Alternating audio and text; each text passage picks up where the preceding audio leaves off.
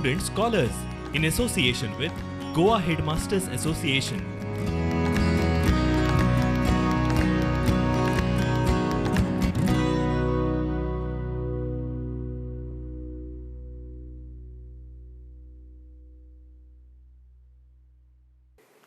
Hello students, in our last class we learned about acids, bases and salts, in which we learned about different types of acids, that is organic acids that are obtained from the natural sources and inorganic acids that are obtained from mineral acids, and how these acids, bases play a very important role in our everyday life. Besides that, we have also learned if we want to identify any unknown solution as acids or bases, what do we have? We have something called as indicators, and these indicators are not only derived synthetically but they also occur naturally, and we have it in our house like turmeric, red cabbage, something that we use in our everyday life that helps us to distinguish between acids and bases. Besides this, we also learned about universal indicator, also called as pH, which means potence de hydrogen or power of hydrogen, and how it helps us to identify the strength of acid. When I talk about strength of acid, we speak about highly concentrated acids, okay, strong acids which have more number of hydrogen ions, less number of hydrogen ions, as well as strong base and weak bases. Besides this, we also learned how pH plays a very important role in our everyday life, from maintaining the pH value in our blood to maintaining the pH value of soil, and if there is slight change in pH, how it affects our health and also to that of others.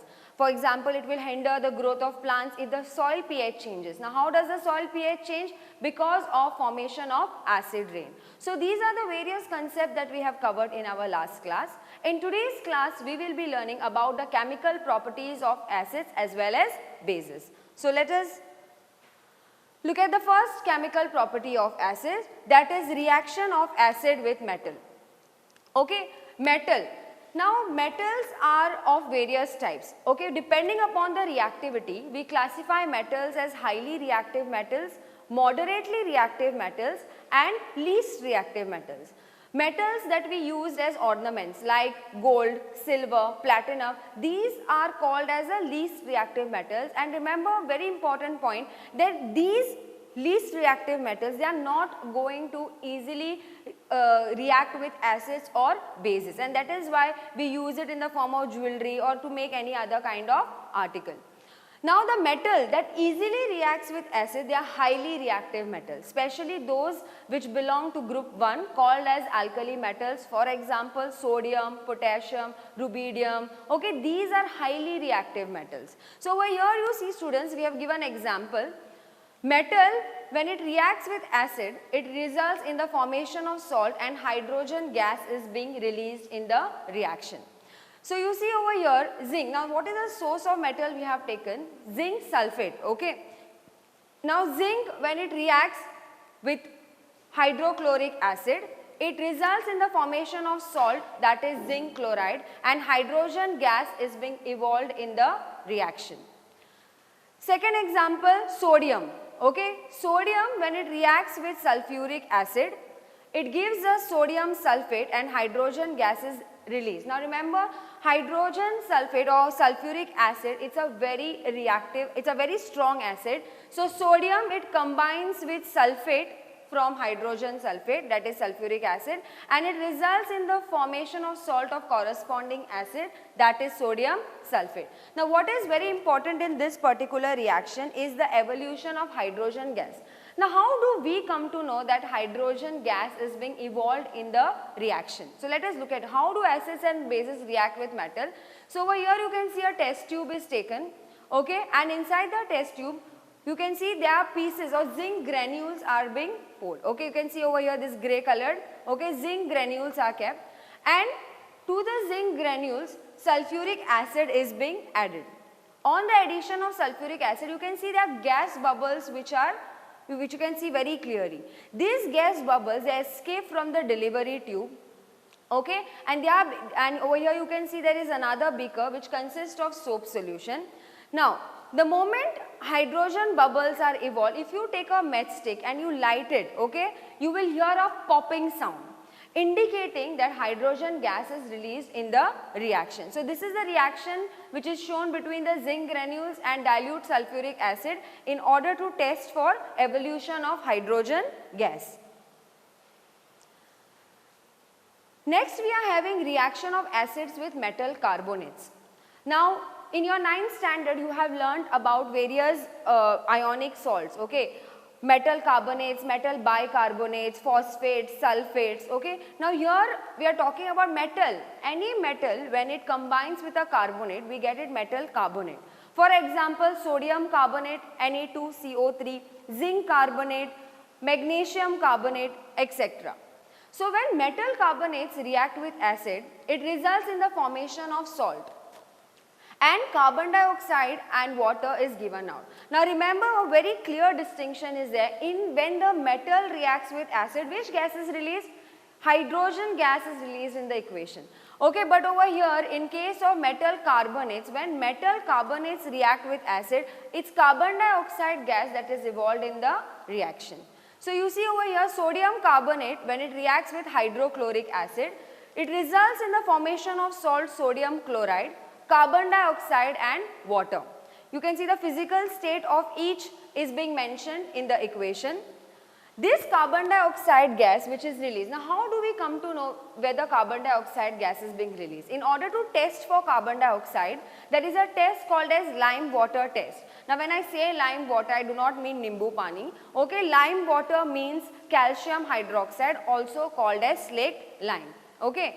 So over here you can see, students, when carbon dioxide gas is being passed through slaked lime, okay, or lime water, it will result in the formation of precipitate, and that precipitate is nothing but calcium carbonate. So the milky solution that you get on passing carbon dioxide is resulting because of formation of calcium carbonate, okay. So let us have a look at the experiment.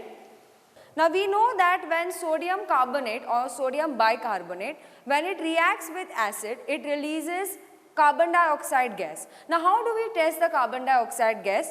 In order to test, we do a test called as lime water test, okay, that is slaked lime calcium hydroxide solution.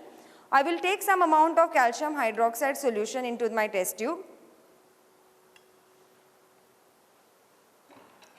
This is a pipette. I will try to blow, okay, I will try to blow the air, and you will realize that the clear solution in the test tube will turn into milky.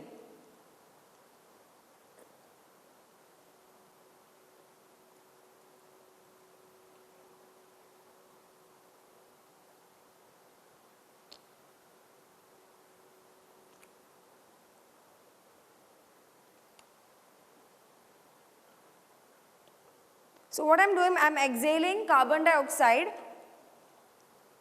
So now you see the solution has turned milky in color, indicating that there is formation of calcium carbonate.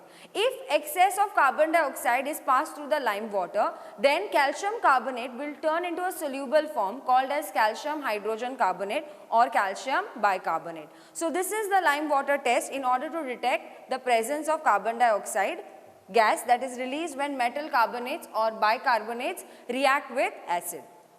Okay, so let us take another example, okay, that is calcium carbonate. Calcium carbonate, when it reacts with sulfuric acid, it results in the formation of calcium sulphate. So what is happening, students, over here? Calcium is combining with sulphate, okay, it is a type of double displacement reaction and results in the formation of calcium sulphate, giving us carbon dioxide and water. The next example we are having over here, see over here we have taken hydrogen chloride as an acid. In the third example, we have taken nitric acid.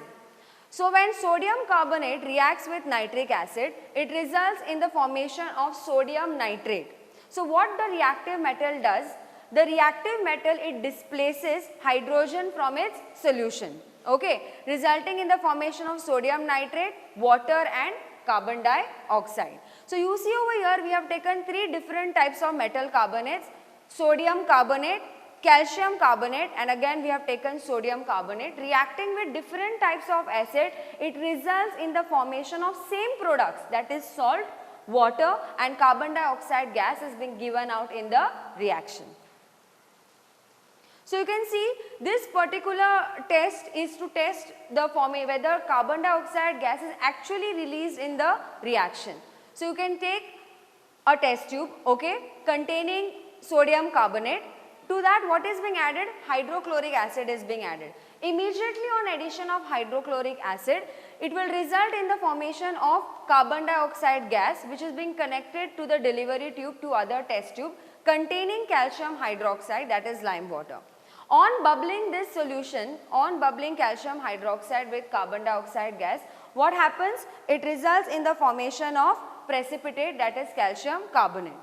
Okay. Now same thing happens in case of reaction of acid with hydrogen carbonates, also called as bicarbonates. Hydrogen carbonate is HCO3 minus. Okay. So we see carbonate is CO3 minus 2. Okay, these are called as carbonates, and hydrogen carbonate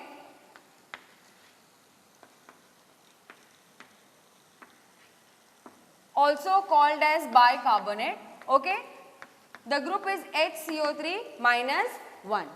Fine. So over here what is happening, if any metal, any reactive metal combines with hydrogen carbonate, let us take example of sodium. Okay, sodium hydrogen carbonate can be written as NaHCO3 minus 1. Even if you don't write minus 1, it is being assumed that it is minus 1. So this is an example of sodium hydrogen carbonate or also sodium bicarbonate.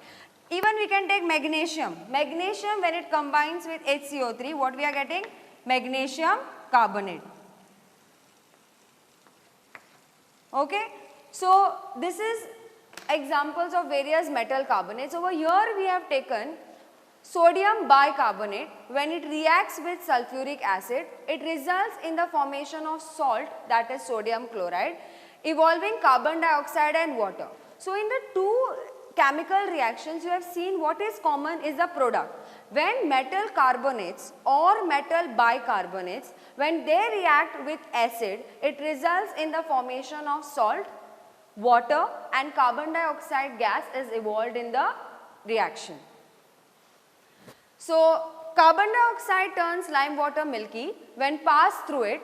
This happens because of the formation of white precipitate called as calcium carbonate. But if you pass excess of carbon dioxide through the solution, what will happen? The calcium carbonate that is being formed, which is milky, okay, it will turn into, see, calcium carbonate is insoluble in water, okay, but on addition, on passing excess of carbon dioxide, you are going to get a clear solution which indicates that it has resulted in the formation of calcium hydrogen carbonate. Okay. So calcium hydroxide plus CO2 gives you milky or precipitate resulting in the formation of CaCO3, but on passing excess carbon dioxide through the solution, calcium carbonate, it will disappear because it has formed calcium hydrogen carbonate, which is soluble in water. Okay. The third reaction that we have is reaction of acid with metal oxides. You have learnt in your previous class about metal oxides and non-metallic oxide. Examples of metallic oxides are sodium oxide, magnesium oxide, calcium oxide, zinc oxide. So if you take this metal oxide and you try to test its acidic or basic nature with the help of litmus paper, you will realize that all metallic oxides, okay, they turn the red litmus into blue. So whenever litmus paper, okay, so we are having metallic oxides like magnesium oxide, calcium oxide, sodium oxide. Okay, if either of these metal oxides, few examples of it, if either of these metal oxides are being tested, okay, with the help of litmus paper, what will it result? Okay, the red litmus paper will change into blue, indicating that metallic oxides are basic in nature. Very important thing that you have to remember, students. all metallic oxides, they are basic in nature. So over here you see, if you are reacting a metallic oxide whose nature is basic with an acid, what will it result? Basic, a base and acid, when it reacts with each other, it results in the formation of a neutral compound, which is nothing but your salt. Okay. So when metallic oxide reacts with acid, it results in the formation of salt, which is neutral in nature, and formation of water. Okay. So here is an example. Hydrochloric acid reacts with calcium oxide, resulting in the formation of salt, that is calcium chloride, and water. Okay, another example, sulfuric acid reacts with zinc oxide, giving you zinc chloride and water. So calcium chloride and zinc chloride that you have got is your salt. Okay. So this is what we have learned about chemical properties of acids. So acids react with metals to give you salt and hydrogen gases evolved in the reaction. Acids react with metal carbonates and metal bicarbonates, giving you salt, water and carbon dioxide gas is released in the equation, which is tested using lime water test. Then we have learned how metallic oxides react with acid, giving you salt and water. Okay. Next we will move on to chemical properties of bases. Bases, those bases which are water soluble are called as alkalis, hence I have written alkali over here. Alkali reacts with metal to give you salt and hydrogen gas is being released in the equation. So you see, there is the properties of acids and bases are similar, but just that they are opposite. Okay, what is happening over here? You are taking the base sodium hydroxide and you are reacting it with metal. What are you getting? You are again getting a salt, which is sodium zincate, and hydrogen gas is evolved in the reaction. Now how will you test for hydrogen gas? Same as you have done earlier. You take a matchstick and you lit it and it will burn with a popping sound. Next example we have taken over here is you have taken another metal, that is aluminium. Aluminium is a moderately reactive metal. It reacts with sodium hydroxide, resulting in the formation of sodium aluminate, which is a salt, and hydrogen gas is being evolved in the reaction. Next we have reaction of bases with oxides of non-metals. Okay. So far we have seen about metallic oxide and its nature. Now let us look at the nature of non-metallic oxides.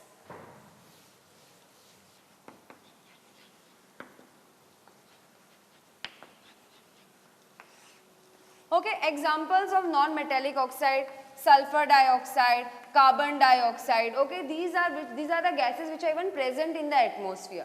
Now, if you do the test to indicate the nature of this oxide with the help of litmus paper, okay, you will realize that the red litmus paper does not change its color, no change. Okay, but when you take a blue litmus paper, it turns into red color.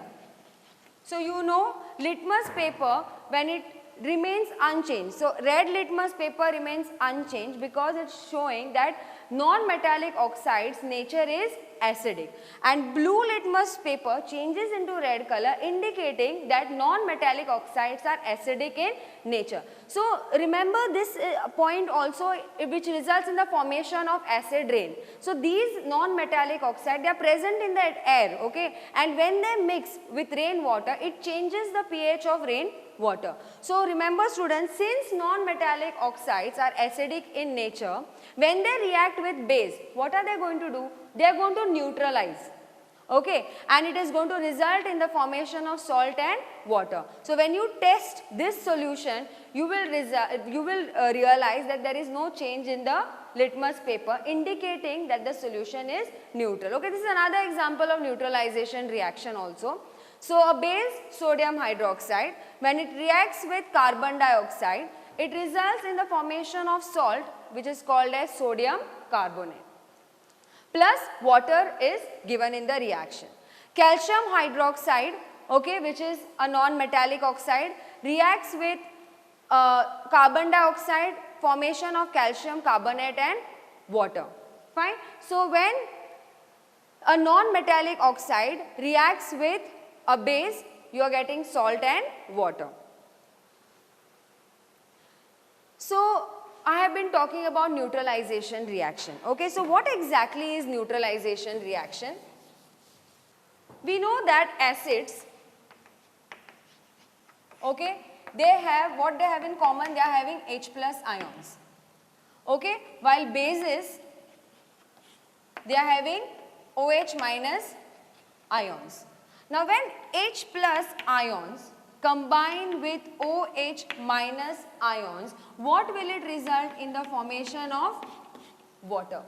So what is happening over here? Hydrogen ion, okay, and hydroxide ion. This comes from acid and this is coming from base.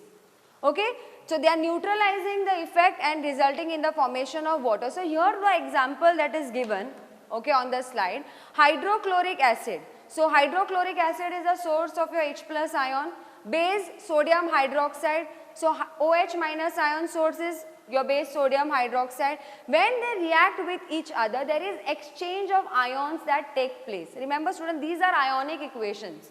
So when there is exchange of ions taking place, it is resulting in the formation of salt and water. So let us see how exactly this exchange of ions take place. So when I am writing, I will write it in a simpler form, HCl. HCl is having H plus ion and Cl minus ion. NaOH is having Na plus ion and OH minus ion. Now when you mix them together, what is happening?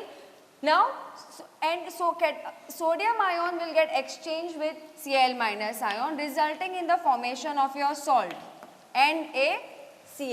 Okay, and what remains? H plus and OH minus ion, which combines to give you water. Therefore, this reaction is your neutralization reaction. Okay, I hope this is clear to all of you all. So in the second example, you see just that your base that you have taken over here is calcium hydroxide.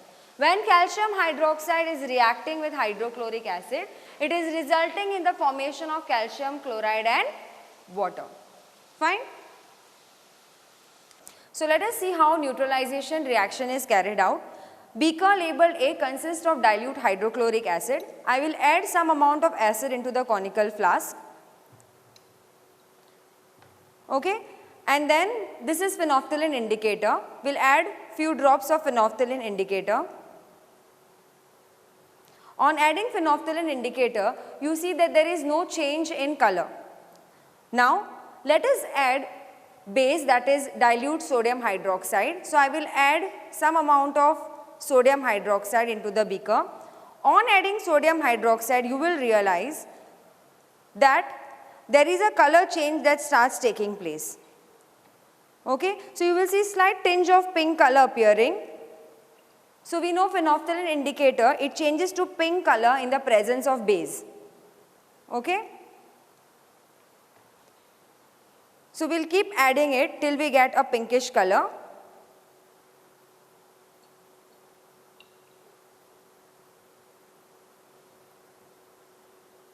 So you see the pink color is disappearing, showing that the base is trying to neutralize the acid.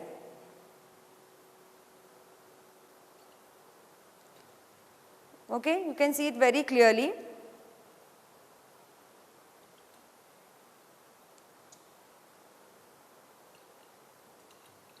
Now the solution has turned into dark pink color, showing that this solution is now basic in nature. Now if I add few more drops of acid, you will realize that the pink color will start disappearing. Okay, so here what we have learned students, that the base has nullified the effect of acid. So the H plus ions from acid and OH minus from the base have combined to give you a neutral solution, that is water. So this was about neutralization reaction. So here we have learnt about chemical properties of acids and chemical properties of base. Now let us move to a complete new part of the lesson, that is salt. Okay, we know we use salt in our everyday life, the table salt, a common salt, okay, without which the taste of all the food items is incomplete. So what exactly are, from the chemistry point of view, what exactly are salts? Salts are ionic compounds. Okay, just now we have seen over here, ionic compounds are those which are having cations and anions, that is positive ions and negative ions. So salts are ionic compounds which are produced after the neutralization reaction between acid and base. Okay, so when I am saying ionic compounds, ionic compounds are usually formed between a metal and a non-metal. Okay, for example, if I am taking sodium as a metal and my non-metal is chloride ion, okay, they are going to combine and what I am going to get is NaCl, okay, which is having Na plus and Cl minus ions. So these are ionic compounds which are usually formed between a metal and a non-metal. Similarly, if I take another example, instead of taking sodium, see I write magnesium, and my non-metal is, instead of chlorine, say I take bromine. Okay, bromine is written as Br2. Okay, when they combine, what is the salt that I will get? I am going to get magnesium bromide. Okay, MgBr is going to be my salt. So ionic compounds are produced. Now how are they produced? We just learnt in the previous equation that ionic compounds are produced by the neutralization reaction between acid and a base. Now salts are electrically neutral. So overall charge on the salt is 0. Okay, they are electrically neutral compounds and there are number of salts, but the most common one that we use in our day-to-day life is sodium chloride, NaCl, and is one of the most common and one of the most important compound that we will be learning about which in detail. Now what are the characteristics of salt? Most of the salts are crystalline solid. Okay. Now what do you mean by crystalline solid? If I am giving you sodium chloride and I am giving you talcum powder, okay, and I tell you to dissolve both of them in water, the one which is crystalline will dissolve in water, but talcum powder will not dissolve in water, hence we will call it as amorphous. Okay. So salts, most of the salts are crystalline solid and they may be transparent or opaque. Most of the salts are soluble in water, that means they dissolve in water, and solution of the salt conducts electricity in their molten state also. A very important point that you have to remember, that salts conduct electricity only in its molten state or in its aqueous state. Now what is the reason behind it? We have learnt when we were learning that about conduction of electricity by acids and bases, one of the main criteria for conduction of electricity is movement of ions.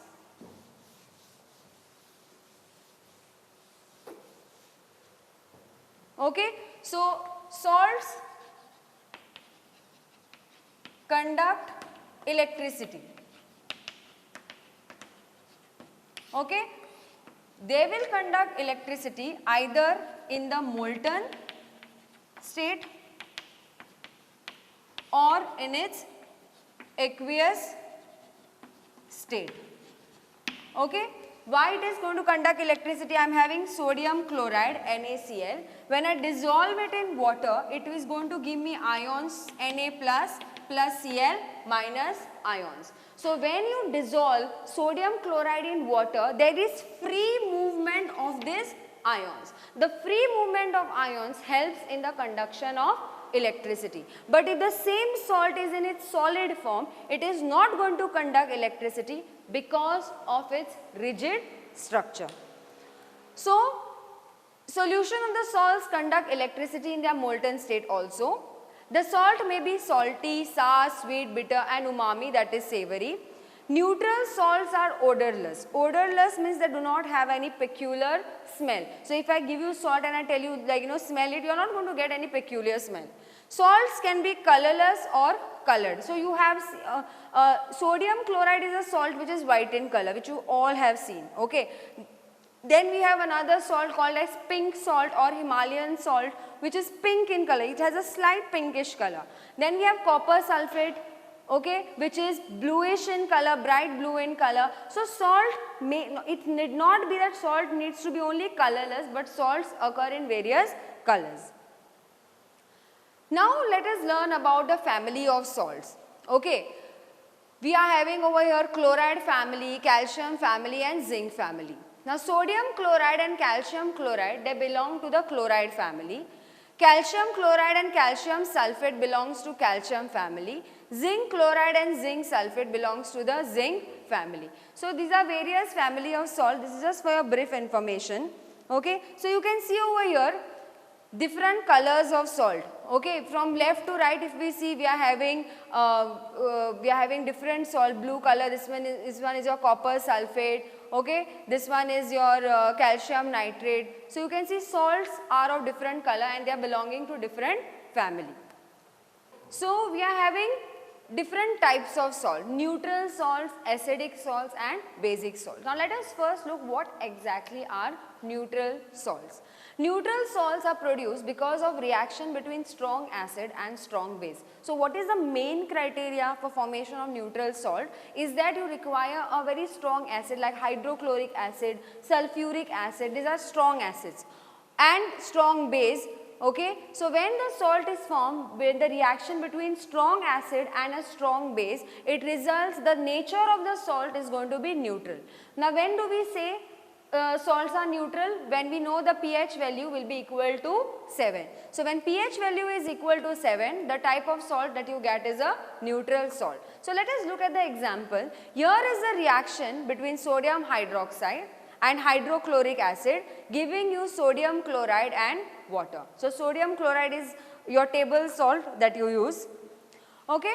Another example we have is reaction of sodium hydroxide with sulfuric acid. Okay. If I ask you about the type of reaction that you have learnt in chemical reaction and equation, you will realize this is a double displacement reaction. Okay, so students, you can relate your knowledge of chemical reaction and equation even in this lesson.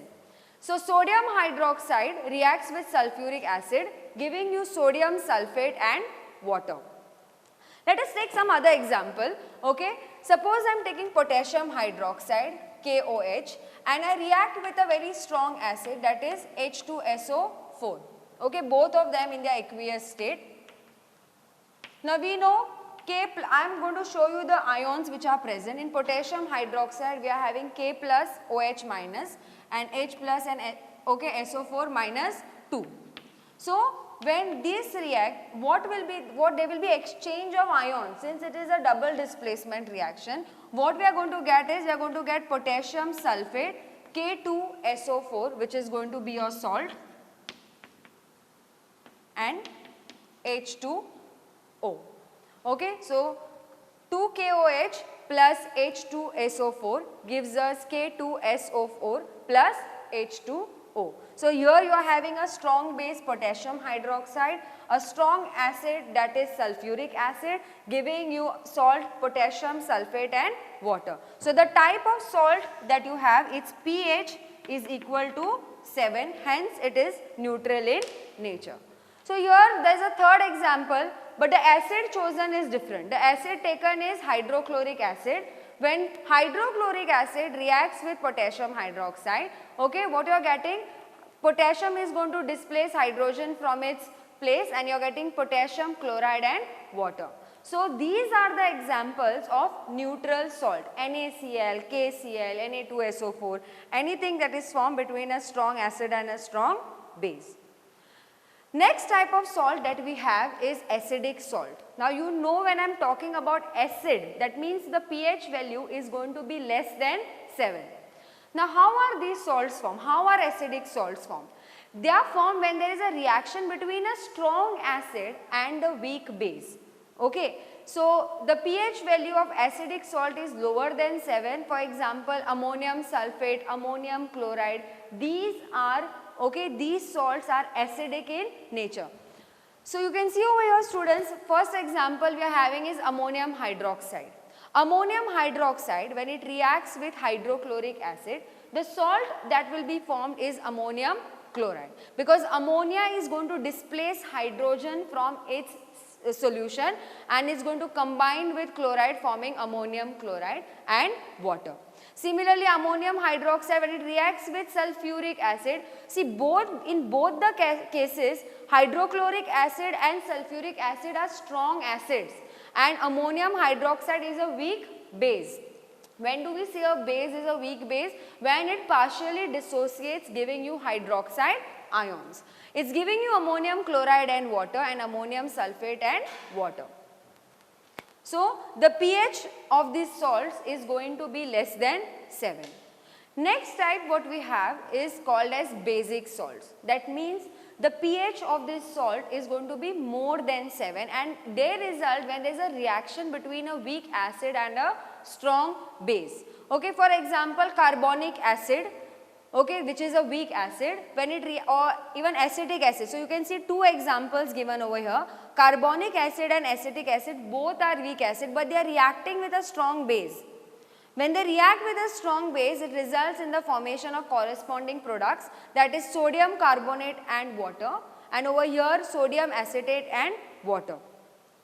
So, what is the reason? What is the reason behind the formation of acidic, basic and neutral salt? Okay, when a strong acid reacts with a weak base, the base is unable to fully neutralize the acid because the acid is very strong but the base is weak. That means the number of hydroxide ions in the solutions are less. So, if I am having a beaker, okay, I am having strong acid, the number of H plus ions in my beaker are more. Okay, theoretically, the number of H plus ions in my beaker are more and the number of OH minus ions are less. Since the number of OH minus ions are less, okay, what will happen? The base, it will not be able to neutralize all the H plus ions that are present. Hence, due to this, our acidic salt will be formed because the number of H plus ion will still remain in beaker which are not being neutralized by the base.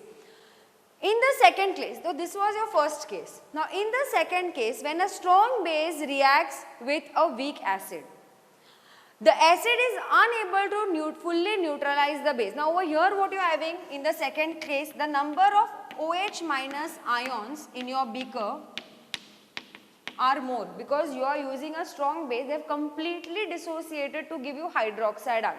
But the number of H plus ions are less. Now, since the number of H plus ions are less, they will not be able to completely neutralize the OH minus ions, resulting in the formation of basic salt. Okay. And in the third case, now what I am having, this was my second case. In the third case, I am having equal number of OH minus ions and H plus ions. I am having 2 H plus ions and I am having 2 OH minus ions. So, when equally strong acid and base react, they will fully neutralize each other. And when they fully neutralize each other, what I am going to get is my neutral salt. So, over here in first case, that is when the number of OH minus ions are less, the pH value will be less than 7, indicating that it is a acidic salt. In the second case, the pH value will be more than 7, indicating that it is a basic salt. But in the third case, the pH value will be equal to 7, indicating that it is a neutral salt.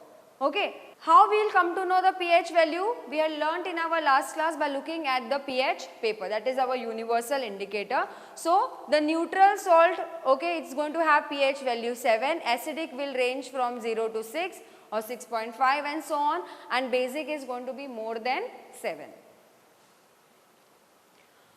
Now, let us move on to the most important part of our lesson, that is what are the important compounds that can be prepared from the salt. Okay. Now, the first one that we have is common salt called as sodium chloride. How it is formed? When there is a reaction between a strong acid and a strong base. So, reaction between sodium hydroxide and hydrochloric acid, it is a neutral salt. Now, the pH value of sodium chloride is about 7, and sodium chloride is used, you know, it is used, if there is no salt in your food, you will not be able to eat it because it is one of the main ingredient that requires to enhance the taste of your food. Okay? But besides being used in food, it is also finds a very wide variety of application like manufacturing of many chemicals. Okay, and imagine you are manufacturing chemicals from salt. So how exactly it is being done? Let us have a look at that. So some important chemicals from sodium chloride, the first one that we will be learning is sodium hydroxide. The common name of sodium hydroxide is caustic soda. Okay, so you can see over here it is being written sodium hydroxide is a strong base and it is also known as caustic soda. And how it is being obtained? It is being obtained by the electrolytic decomposition of solution of sodium chloride. Now what exactly is brine? I have written brine over here. Now what exactly is brine? A very saturated solution of sodium chloride. That means if the amount of concentration of salt is very high, okay, we call that solution as brine. So in the process of electrolytic decomposition of brine, that is aqueous solution of sodium chloride, brine decomposes to form sodium hydroxide. We will have a look at the experiment in our next slide. Now in this process we are obtaining byproducts, okay. From this we are obtaining hydrogen gas and also chlorine. Chlorine is released at the anode and hydrogen gas is obtained at the cathode. Anode is a positively charged electrode, whereas cathode is a negatively charged electrode. Now this whole process is known as chlor-alkali process. Now why it is called as chlor-alkali? Chlor is the word which is derived from chlorine. Since we are getting chlorine, we are using chloro, okay. Okay, so chloro, so we are using chlor, and sodium hydroxide, okay, we know since in its aqueous state it's a soluble base, we call it as alkali. So combining the two letters we are getting chlor alkali. Okay, so the process is called as the chlor alkali process. So you can see over here, these are the important products that are formed. So you are taking common salt. On electrolytic decomposition of common salt, okay, hydrogen gas is evolved at cathode, that is a negative electrode, and chlorine gas is released at anode. And over here your main product is sodium hydroxide, but let me tell you, none of the things are getting wasted.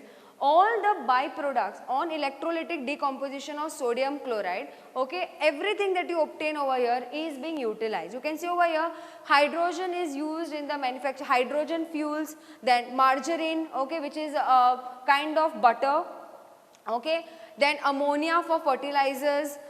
You know, in Haber-Bosch process we require hydrogen. Then in case of anode, it is chlorine gas is being released, which is used for water treatment, swimming pool, PVC, disinfectants and so on. And sodium hydroxide used, very important, it is used in soaps, detergents, artificial fibers and so on. Okay. So these are some of the important products formed during the chlor-alkali process. Now use of different products, I have already discussed this with you. Okay, how hydrogen is being used, chlorine gas and sodium hydroxide is being used for various purposes. Okay, so chlorine used as disinfectant in swimming pools, okay, then hydrogen gas which is being released, it is being used in the manufacture of fertilizers in Haber-Bosch process, then manufacture of plastic, that is polyvinyl chloride. So these are some of the wide varieties that we we can find wide applications in our day-to-day life. Now let us move on to the next one, that is bleaching powder. Okay, bleaching powder, the chemical formula is CaOCl2, also pronounced as calcium oxychloride. Bleaching powder is also known as chloride of lime. Okay, it is you must have seen, all of you all must have seen bleaching powder. It is solid first of all, and it is yellowish white in color. It can be easily identified by the strong smell of chlorine. So you see, whenever the bleaching powder, the smell spreads everywhere. Because what is the reason behind a very strong smell of bleaching powder? It is because it is a smell of chlorine. Now when calcium hydroxide, that is slaked lime, it reacts with chlorine, it is giving us calcium oxychloride and water is being formed. So you are reacting a base, that is slaked lime, with chlorine, okay, resulting in the formation of the bleaching powder, calcium oxychloride, and water is released as a byproduct. Now what is the nature of bleaching powder? It is basic in nature. Okay, and the term bleach, it means removal of color. You must have heard, bleaching of clothes. If you want to remove any particular, even you get something called as vanish, you put it, mix it with water, you dip your clothes. If there is any stain on your clothes, it's going to go out very easily, because it is, the term bleach itself means removal of color, and bleaching powder is often used as a bleaching agent. Now, why does it work so effectively? It works effectively because of oxidation. Okay, what is oxidation? Addition of oxygen. So, if you see over here in bleaching powder, you are having O, calcium oxychloride. Okay, and it is working as an excellent bleaching agent because it undergoes oxidation, and chlorine in the bleaching powder is responsible for bleaching effect. Okay. So, what is the use of bleaching powder? It is widely used as disinfectant to clean water, okay, moss remover, weed killer. So, nowadays it is rainy season, and you must have seen, if your veranda or near the ferry boat, that place which is there, where there is all moss formation that takes place. So, what they do, they add powder, okay, they add bleaching powder, and that is going to help removal of the moss, so that, to prevent any mishap. So, bleaching powder is used as an disinfectant to clean water, moss remover, weed killers, etc. Weeds are the unwanted plants, so even it is being used by the farmers. It is also used for bleaching of cotton in textile industry. Let me tell you, it finds a very wide use in the textile industry. Okay, bleaching of wood pulp in paper industry. So, when paper is being manufactured, it is not bright white in color, it is yellowish in color. Paper is obtained from plants. Now, if your notebook, the pages of your notebook, if they are very white in color, it is because it has undergone the process of bleaching. So, bleaching powder is used for bleaching of cotton in textile industry, and it also finds a very important role in the paper industry. It is used as oxidizing agent in many industry, same in paper. And so, you can see this is the color of paper when it is being synthesized. It is not bright white, it is yellowish in color. So, here is one of the industry that makes wide use of bleaching powder. Now, before we move on to the next chemical that is being prepared, now remember students, yes, we are using bleaching powder effectively, but a question to you is, would you recommend anyone using this? Because when you are using, we have to be very innovative. We have to see for something that is less harmful to the nature. We know bleaching powder is basic in nature. So, immediately when you are using, when the farmers are using it in their field to kill the weeds, that means we are again changing the pH of the soil. When we are using it, to remove the moss or algae formation that has taken place, when we are washing it, it goes into the water body. So, we have to be a bit careful when we are using bleaching powder. Also, the smell is very strong, so care has to be taken, because if it directly comes in contact with your hands, it will cause a burning sensation, and also it is going to cause irritation to your eyes. So far we have learnt two compounds that are prepared from sodium chloride, caustic soda, that is sodium hydroxide, and we have learnt about bleaching powder. So now let us move on to the next. I know it's rainy season and everyone so desires to have these pakoras and crispy pakoras at home. So what is the main ingredient that makes this pakora so crispy and so light? It is nothing but your baking soda.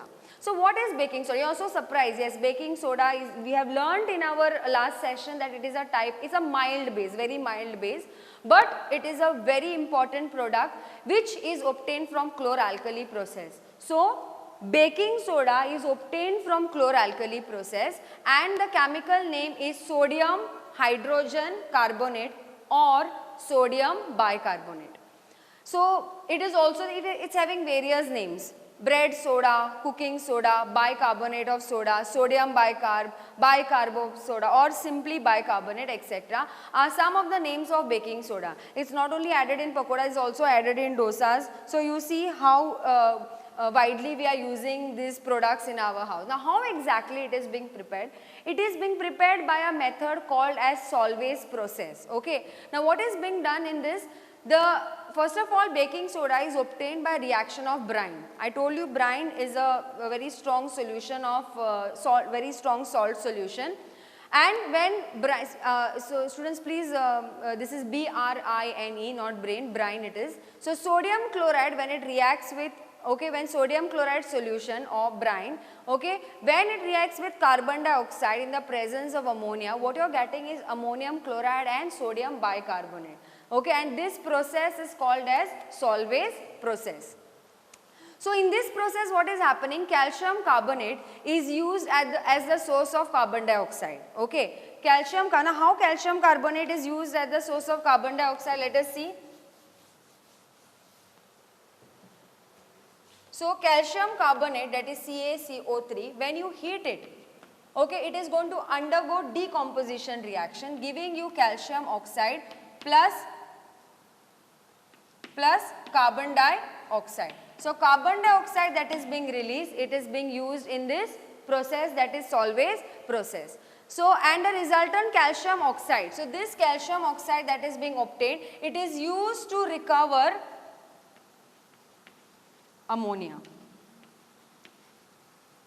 Okay, it is used to recover ammonia from what? From NH4Cl, that is ammonium chloride. I repeat again. Okay, baking soda is obtained by reaction of brine with carbon dioxide and ammonia. So from where are you getting carbon dioxide and ammonia? Calcium carbonate undergoes decomposition to give you calcium oxide and carbon dioxide. Carbon dioxide which is released is being used in the process. Calcium oxide is used to recover ammonia from ammonium chloride. Okay.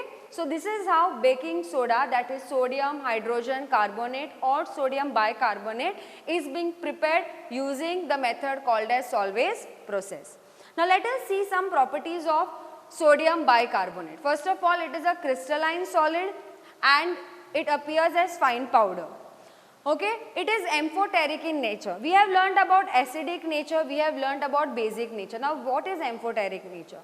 When a substance can react with both acid as well as base to give you salt and water, we call that nature as amphoteric. Okay. It is sparingly soluble in water. What do you mean by sparingly soluble? That means it is not going to dissolve completely in water. Some amount of salt will still remain. Okay. Now when baking soda is heated, it decomposes to give you sodium carbonate, carbon dioxide in water. Okay. NaHCO3. That means when you take baking soda and you supply heat to it, it is going to give you sodium carbonate after decomposition. Now what is sodium carbonate? Sodium carbonate is washing soda. Okay. So sodium carbonate is formed after thermal decomposition of sodium hydrogen carbonate, decomposes into sodium oxide and carbon dioxide. So when you further heat sodium carbonate, it is giving you sodium oxide and carbon dioxide. So what has happened in this particular reaction? There is loss of water molecule. Since there is loss of water molecule, this particular reaction is known as dehydration reaction. Okay. So these are some of the properties of sodium bicarbonate. So now let us next look at use of baking soda. So we have already know baking soda is used in making baking powder. Students, there is a difference between baking soda and baking powder, which we will study soon. Now baking powder is used in cooking as it produces carbon dioxide, which makes the batter soft and spongy. Baking soda is used as an antacid. It is also used in toothpaste, which makes the teeth white and plaque free. Baking soda is used in cleansing of ornaments made of silver. It is also, since sodium hydrogen carbonate or baking soda, it gives carbon dioxide and sodium oxide on strong heating. It is also used as fire extinguisher. So some of the main important uses of baking soda is used in the preparation of baking powder. It is being used as an antacid. It is being used as fire extinguisher. Okay, and also it finds a very good use in toothpaste because baking soda is basic in nature. Okay.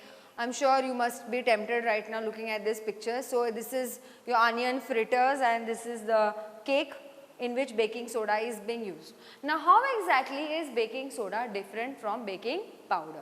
First of all, baking powder is produced produces carbon dioxide in heating, so it is used in cake to make the batter spongy. So exactly what happens when you are adding baking powder in the dough or in the mixture, carbon dioxide gets trapped in the dough. Now when you start heating it, the trapped carbon dioxide from the dough, it tries to escape out, leaving those spongy bubble like structure.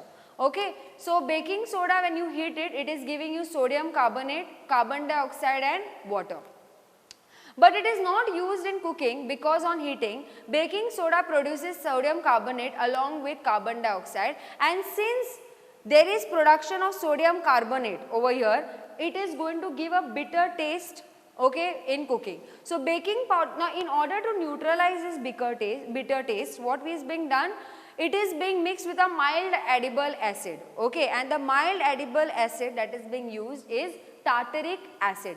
You know the natural source of tartaric acid, it is also found in tamarind, okay. So baking powder is a mixture of baking soda and mild edible acid, and tartaric acid is mixed with baking soda to make baking powder. Okay, but if you just heat it and if you are getting sodium carbonate, then this is going to give bitter taste to the food.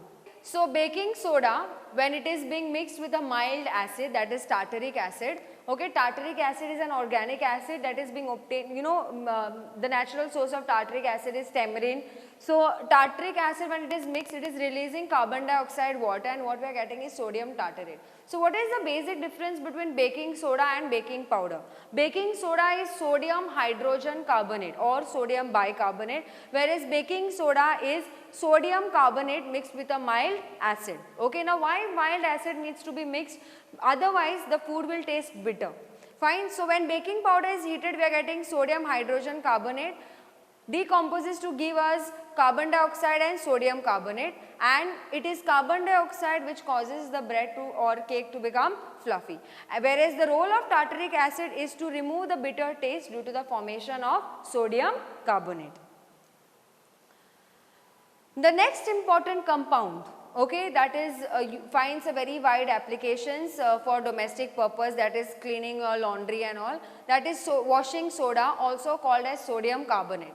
Now the process you see is the same solvase process. Over here what is being done, sodium carbonate is manufactured by thermal decomposition of sodium hydrogen carbonate. So when you heat baking soda, as you saw in the previous slide, your product will be sodium carbonate and water.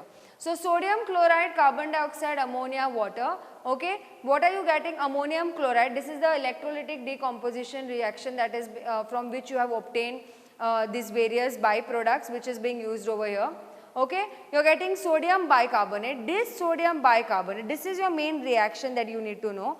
This sodium bicarbonate on heating is giving you sodium carbonate. Okay, now what is written is anhydrous. You are getting anhydrous sodium carbonate. Anhydrous means there is no water molecule in it. Okay, so but when you take anhydrous, okay, this is your anhydrous without any water of crystallization. When you take anhydrous sodium carbonate and you mix it with water, okay, what are you getting? You are getting Na2CO3 dot 10H2O. This dot 10H2O, this is called as sodium carbonate decahydrate, okay, and this 10H2O is called as water of crystallization.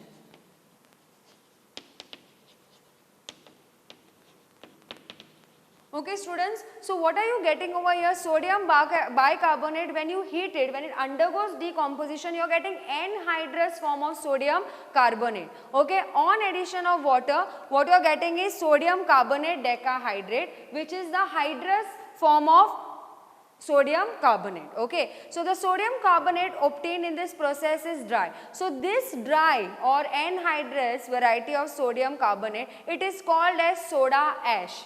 Okay, the other name for anhydrous sodium carbonate is soda ash. Washing soda is obtained by, so this process what we have written over here, what are we doing? We are rehydrating. So here rehydration of anhydrous sodium carbonate is giving us sodium carbonate decahydrate, that is your washing soda.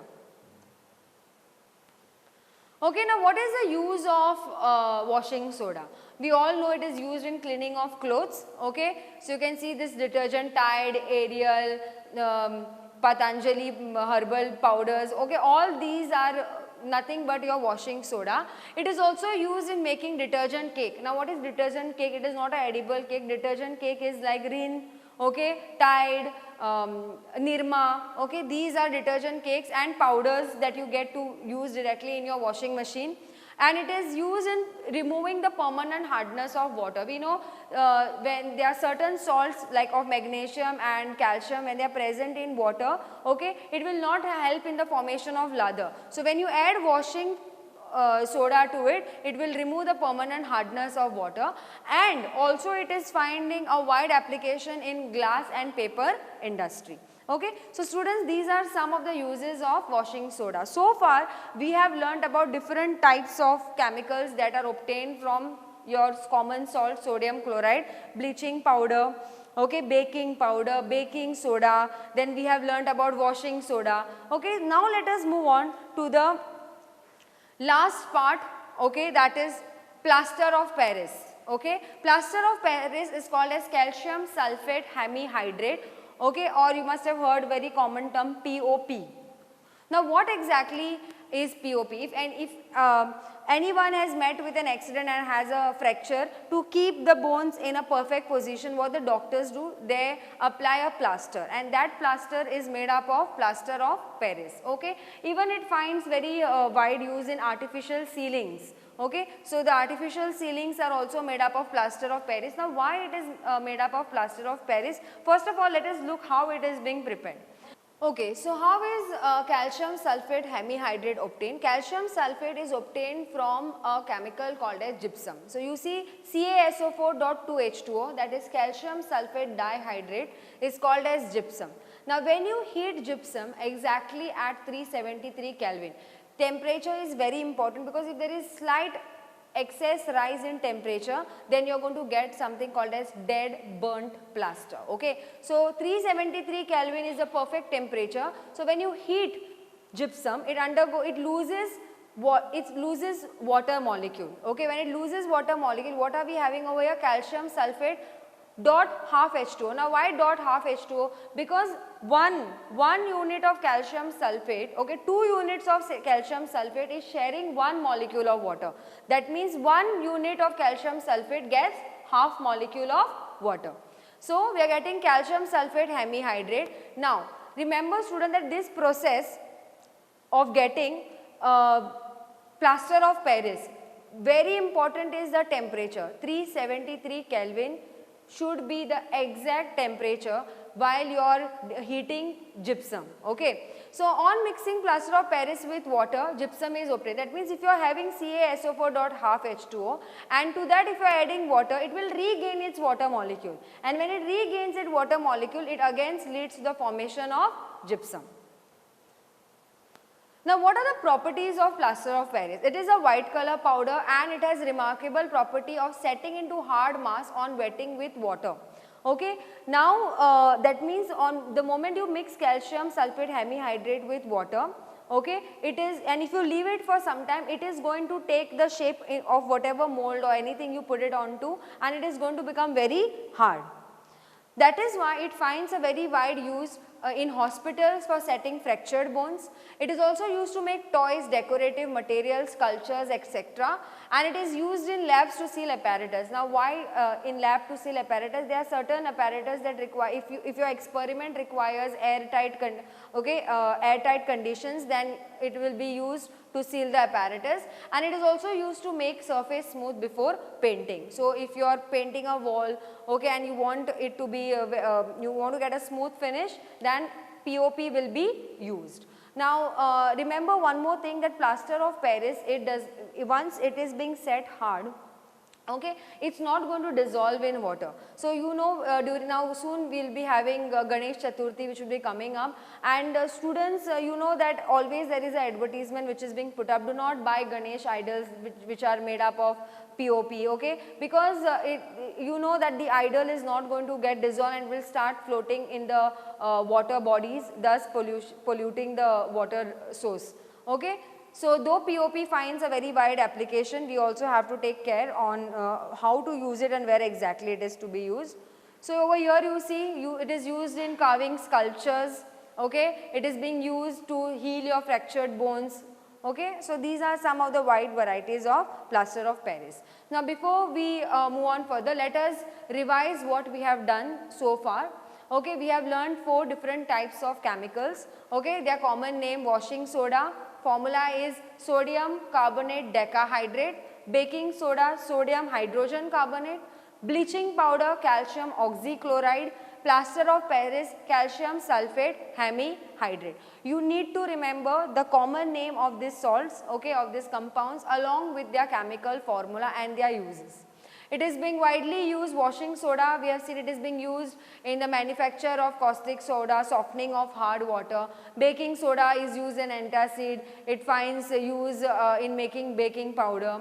Bleaching powder, bleaching of clothes in textile industry, in paper industry, and plaster of Paris is used in setting of the fractured bones.